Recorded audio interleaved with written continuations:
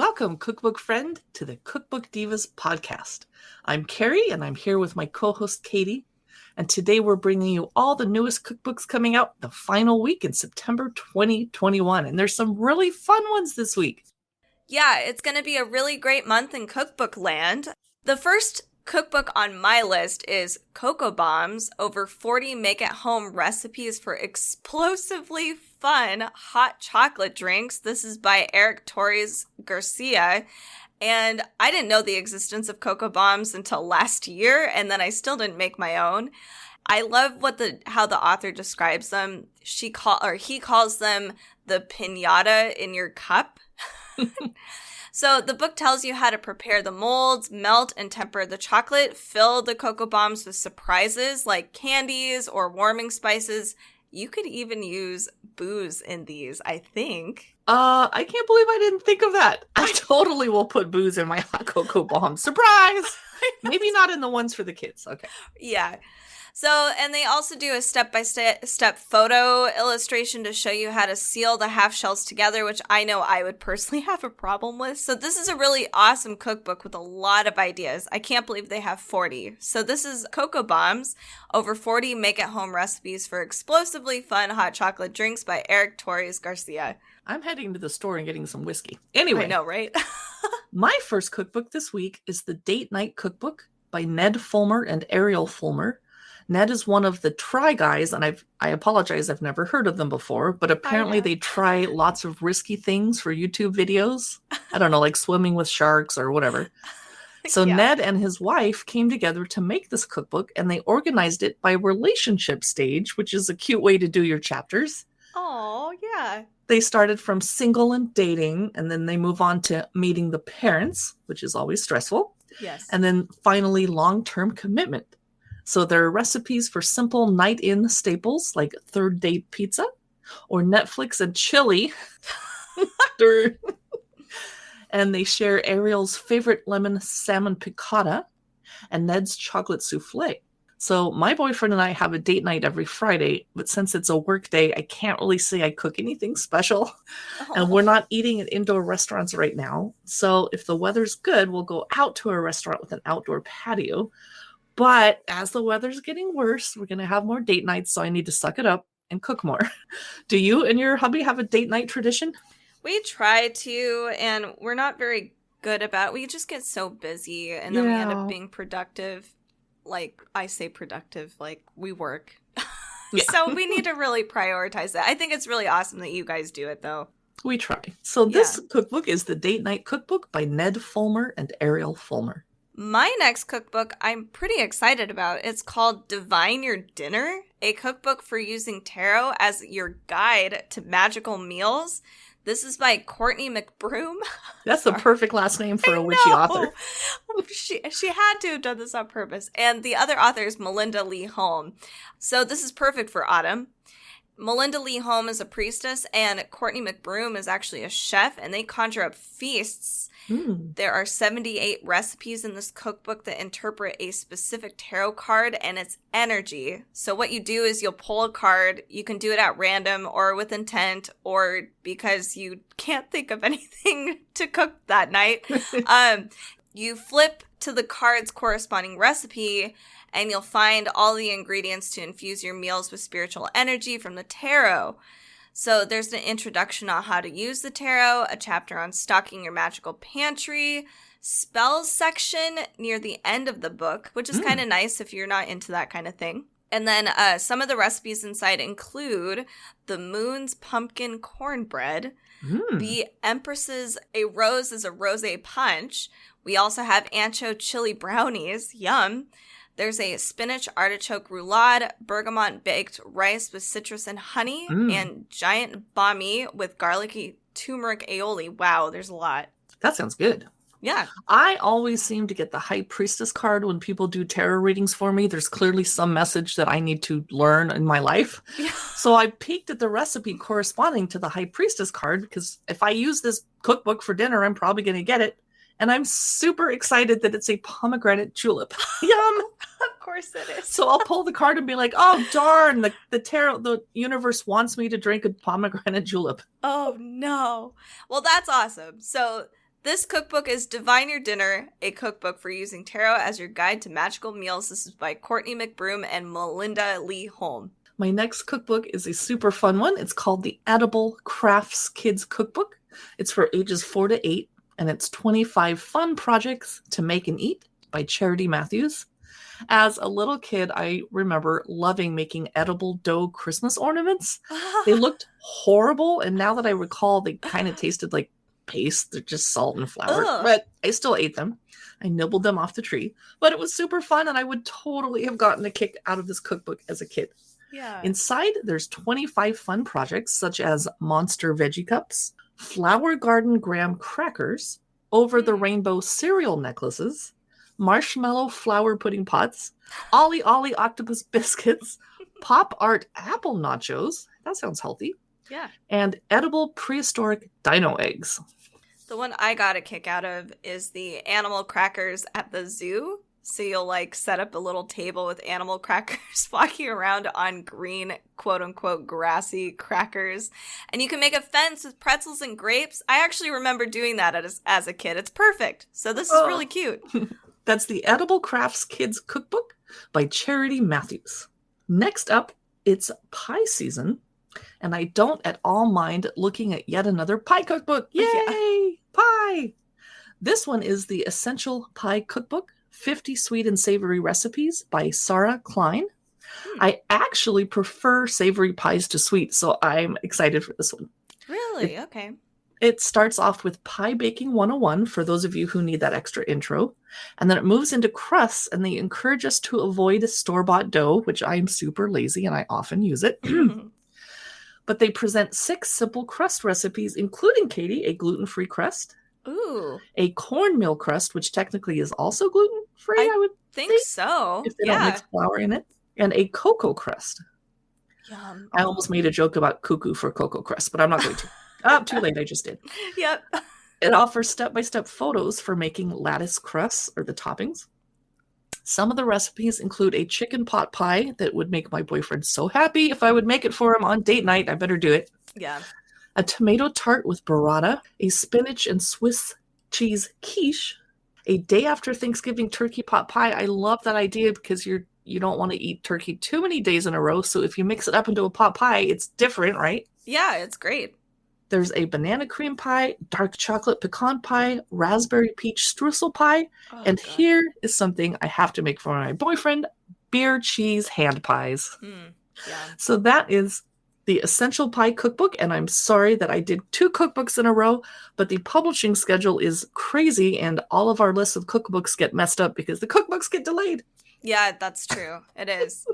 I'm really excited for this next cookbook, speaking of baking, because this is the How to Bake Anything Gluten-Free cookbook by Becky Excel. I actually have her previous cookbook, the How to Make Anything Gluten-Free cookbook, and I'm definitely going to be doing a video cookbook review over on YouTube of this cookbook when I get my hands on it.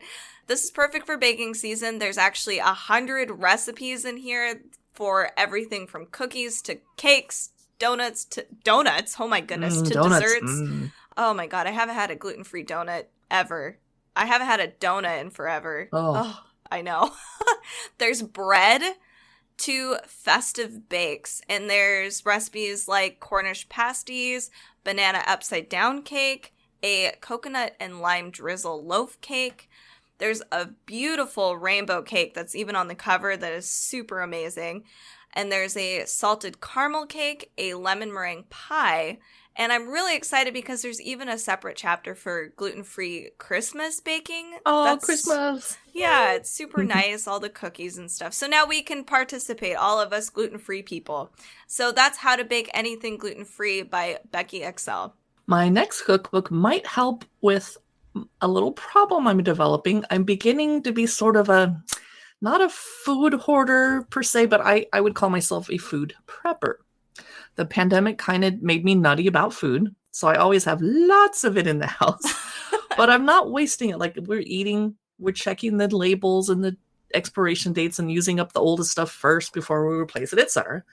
But I have a pantry that's full of really interesting foods, but I'm not sure what to do with them. So the next book is The Modern Larder, From Anchovies to Yuzu, A Guide to Artful and Attainable Home Cooking by Michelle Mackenzie. They ask, do you have a kitchen full of jars and pastes and flours you want to use more? From capers, creme fraiche, and fish sauce to date syrup, labneh, preserved lemon, and more. And yes, I have preserved lemon and I never use it.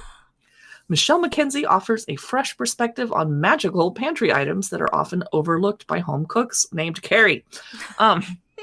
She offers 58 ingredient profiles and more than 260 recipes and variations featuring those pantry ingredients. Whoa. I am going for it. That is The Modern Larder from Anchovies to Yuzu by Michelle Mackenzie. Next up is the Quick Fix Kitchen, Easy Recipes and Time-Saving Tips for a Healthier, Stress-Free Life, a Cookbook. This is by Tia Mowry. So, Tia Mowry is the star of the digital series Quick Fix. I actually think she was in the Tia and Tamara, she was in some other show when I was a kid, so this is pretty awesome. Oh, cool. Yeah. So, in this new cookbook, she will save us time and energy with mealtime hacks, tips to bring joy and balance to your kitchen, and 65 easy, delicious, and healthy recipes the entire family will love.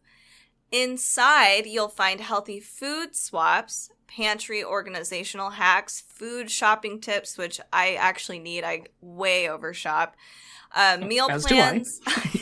Yeah, we have You're not problems. alone. I know. There's 65 easy, awesome recipes in here. There's also advice on understanding flavor affinities. That seems a little unique for cookbooks, so that's cool.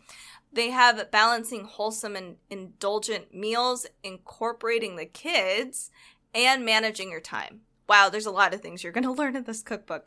There's just a lot of cool things in here for families, especially, that will be very useful. I'm most looking forward to her chapter on one pot and sheet pan wonders because, yeah, easy. So awesome. So this is the Quick Fix Kitchen, Easy Recipes and Time-Saving Tips for a Healthier, Stress-Free Life, a cookbook by Tia Mowry. My next cookbook is perfect for me and my boyfriend now that we're soon not going to be we're not going to indoor restaurants and it's getting too cold to be outdoors. Yeah. It's Seattle here, so it's just too rainy. I'm going to check out the Stay-at-Home Chef Slow Cooker Cookbook, 120 restaurant quality recipes you can easily make at home by Rachel Farnsworth. Maybe that'll make me feel better about not being able to go to restaurants. She presents recipes for breakfast, sides, soups and stews, sandwiches, dips and snacks and desserts, and entree recipes for beef, chicken, pork, pasta, grains, and beans. So she offers simple tips for using your slow cooker, storing your meals safely, I need to revisit that part, and troubleshooting common slow cooking problems. She offers loads of variations that'll help you mix and match recipes to suit your family's tastes. And I actually cook with 2 slow cookers because I'm vegetarian, so I do the vegetarian meal in one and Bob's meat meal in the other. You're really nice. That's so much work. I'm most looking forward to the stews and chilies chapter, and you can imagine how carefully I label the leftover stew and chili in the fridge. Here's the vegetarian one, and then I have like a poison symbol on the beef. No, I'm just kidding. I'm actually surprised that this cookbook has a bread chapter. You can bake bread in a slow cooker? Oh my, you know what? I'm so confused, but Me too. I wonder if, I can see it being used as a way to let the bread rise, like a warm area, but cooking the whole thing, I don't know. Yeah, That's I don't know. interesting. Maybe you're prepping the dough, but not I don't know. Yeah, weird. So that is the Stay-at-Home Chef Slow Cooker Cookbook by Rachel Farnsworth. This next cookbook is interesting, and we did a blog post about this not too long ago. It's the Tiny Kitchen Cookbook, Strategies and Recipes for Creating Amazing Meals in Small Spaces. This is by Annie Mall, and I think this is really useful for a lot of people. A lot of people are living in smaller and smaller places, and there's limited space in our kitchen. Not a lot of us have the luxury of having a massive kitchen. So cooking in a small kitchen with minimal equipment seems like it is really difficult, but it doesn't have to be. So it's actually a great opportunity to hone food prep skills and become more efficient and versatile. So in this cookbook, you will find ways to work smarter in the workspace, and you'll find out how easy it is to cook in tiny little spaces. And actually, Annie, she was somebody that cooked in small spaces herself. So she's actually provided 50 of her favorite recipes that she's developed as a chef in her own tiny little kitchen. So it's really cute and awesome. And she's been able to create meals for people that are, up to 30 people in her house with this tiny kitchen. It's just kind of amazing. I think she was cooking in a tiny boat too for 30 people in a boat galley kitchen. I can't even imagine that. No way. That makes me crazy. Right? I can't do it. So some of the recipes you'll find are sweet corn and jalapeno pancakes or pan-roasted honey pears with oatmeal. You'll find 1 bowl salads and mains, stovetop meals such as pan-fried red snapper with fresh peas, shiitake, and asparagus with dill.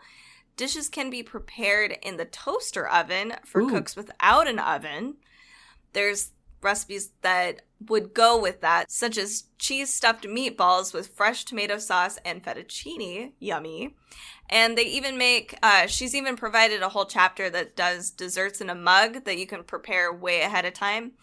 Every recipe is really good, and it's totally attainable in a kitchen with as little as 6 square feet of counter space. So this is really cool. So that is the Tiny Kitchen Cookbook, Strategies and Recipes for Creating Amazing Meals in Small Spaces by Annie Molly. My last cookbook recommendation is Trisha's Kitchen, Easy Comfort Food for Friends and Family by Trisha Yearwood, the country music star and Food Network star. And I just watched her on the Today Show this morning. Oh. But I was really distracted because she was using a aqua or teal colored KitchenAid stand mixer. Oh, and I was like, why did I get mine red back in the day? I know that teal is my favorite color. What was I doing? And so I don't know what she actually made. So Trisha Yearwood's fans know that she can cook up a comforting, delicious meal that will feed a family. And like her earlier bestsellers, Trisha's Kitchen will include new family favorites and easy-to-make comfort foods. Yes! Yes. And she includes stories about her family and what's really important in life. I would skip that part because I don't really know who she is. The 125 recipes include dishes her beloved mother used to make, plus new recipes like pasta pizza snack mix and Garth's teriyaki bowl, referring to her husband Garth Brooks. Every recipe tells a story, whether it's her grandma's $1 million cupcakes or her camel cake that she made for her nephew's birthday. Oh. And I really appreciate, as I flipped through and saw a lot of beef and chicken and pork recipes, she does include an entire chapter called Veggie Night. Oh, Yay! Cool. Yeah. So that is Trisha's Kitchen, Easy Comfort Food for Friends and Family by Trisha Yearwood. And that's our final cookbook today. Yeah, and that's the final cookbook for all of the new releases coming out for the last week of September 2021. Stay tuned on Fridays for our weekly cookbook roundups, and tell your cookbook friends too. For more cookbook content, take a look at our website at cookbookdivas.com. Not only that, come join us on Facebook, Instagram, YouTube, and Pinterest at Cookbook Divas. Thank you guys so much for listening, and have a great rest of your week.